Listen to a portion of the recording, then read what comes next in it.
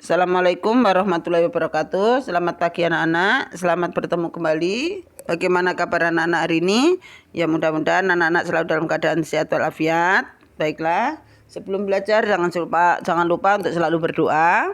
Ya, baiklah anak-anak, kita bertemu lagi pagi ini di tema 5, subtema 3, pembelajaran 5 dan 6. Anak-anak hebat, salah satu tokoh yang berjuang untuk kemakmuran rakyat adalah Sultan Iskandar Muda. Bagaimana perjuangan Sultan Iskandar Muda? Mari kita simak bacaan di bawah ini. Sultan Iskandar Muda. Sultan Iskandar Muda adalah sultan yang memimpin Kesultanan Aceh. Beliau berani melawan penjajah yang ingin menguasai perdagangan di Nusantara. Sultan Iskandar Muda membangun militer yang kuat sehingga wilayah kekuasaannya semakin luas. Sultan Iskandar Muda merupakan keturunan Raja Darul Kamal dan Raja Mahkota Alam. Sultan Iskandar Muda lahir pada tahun 1593 dengan nama Perkasa Alam. Pada tahun 1607, Sultan Iskandar Muda diangkat menjadi Raja Kerajaan Aceh saat masih berusia 14 tahun. Sultan Iskandar Muda merupakan sosok yang sangat cakap dan piawai memimpin kerajaan. Kerajaan Aceh mencapai puncak kejayaan pada masa kepemimpinannya. Pada masa pemerintahan Sultan Iskandar Muda, Portugis melakukan monopoli perdagangan di Malaka sehingga merugikan pedagang-pedagang Aceh. Kondisi tersebut mendorong kerajaan Aceh melakukan perlawanan terhadap Portugis di Malaka. Kerajaan Aceh menggunakan taktik blokade perdagangan, yaitu melarang pedagang menjual lada dan timah ke Portugis. Sultan Iskandar Muda wafat pada tahun 1636 oleh pemerintah pada tanggal 14 September 1993. Sultan Iskandar Muda dianugerahi gelar pahlawan nasional. Gelar tersebut diberikan karena jasa beliau dalam membangun kejayaan bangsa, melawan penjajahan, dan kemampuannya meletakkan dasar-dasar penting dalam kehidupan ketatanegaraan. Sultan Iskandar Muda mengabdikan seluruh hidupnya bagi negara dan kebesaran bangsa. Beliau sangat peduli terhadap kesejahteraan rakyat Aceh. Anak-anak hebat, setelah kalian membaca tadi, maka tugas kalian lengkapilah peta pikiran berikut berdasarkan informasi yang telah kalian dapatkan dari bacaan Sultan Iskandar Muda. Ya, nama tokohnya siapa, perjuangan dilakukan apa, dan sikap yang bisa kita teladani apa. Tuliskan dalam peta pikiran tersebut. Anak-anak hebat, pada pembelajaran sebelumnya kalian telah menyanyikan lagu Hari Merdeka. Ya, bagi yang belum silakan kirimkan dan selesaikan tugasnya sebelum ulangan semester 2.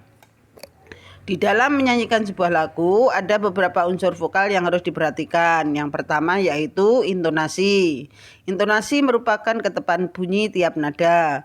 Bunyi nada yang tepat akan menghasilkan suara yang enak didengar. Yang kedua, artikulasi atau pelafalan, yaitu pengucapan bunyi bahasa. Tujuan utama latihan artikulasi adalah membentuk suara yang jelas, nyaring, dan merdu. Hal-hal yang perlu diperhatikan untuk mendapatkan artikulasi yang baik. 1.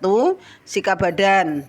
Sikap badan saat bernyanyi yaitu kepala tegak, tulang punggung lurus, dada sedikit membusung, berdiri dengan kedua kaki sedikit renggang. Yang kedua, posisi mulut yang benar. Mulut dibuka selebar 3 jari secara vertikal dan bentuk bibir jangan melebar. Bentuk bibir melebar akan menghasilkan suara yang sember. Anak-anak hebat, banyak sikap kepahlawanan yang ditunjukkan oleh orang-orang di sekitar kita. Siapa saja mereka? Ayo kita cari tahu. Bacalah bacaan di bawah ini yaitu kakek penyelamat lingkungan tanpa pamrih. Ya. Berbuat baik tidak harus menunggu kaya. Itulah falsafah hidup seorang pria 65 tahun yang tinggal di Sumedang, Jawa Barat. Dengan ketekunan dan kesederhanaan, sang kakek mampu mengubah lahan yang tandus di kaki Gunung Tampomas menjadi lahan hijau.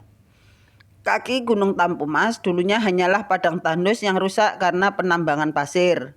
Setelah pasir habis ditambang, tempat tersebut ditinggal begitu saja, kering dan gersang. Tidak ada yang bertanggung jawab, tidak ada yang dikenai sanksi karena kerusakan ekosistem ini. Duha Juhairi menjadi penyelamat lahan yang rusak selama 26 tahun tanpa dibayar, tanpa pamrih, terus berusaha supaya lahan kering menjadi hijau. Usaha kakek ini tidak sia-sia. Kini puluhan petani dan peternak menggantungkan hidup dari jerih payah Juhairi. Karena ketekunannya pula, sang kakek rajin ini berhasil menjadi peternak. Namun Zuhairi bukanlah tipe orang yang egois. Ketika berhasil, dia membagi kebahagiaan itu kepada penduduk sekitar untuk diajak menjadi peternak. Kini kakek Zuhairi menuai kebahagiaan dari benih kebaikan yang ditabur.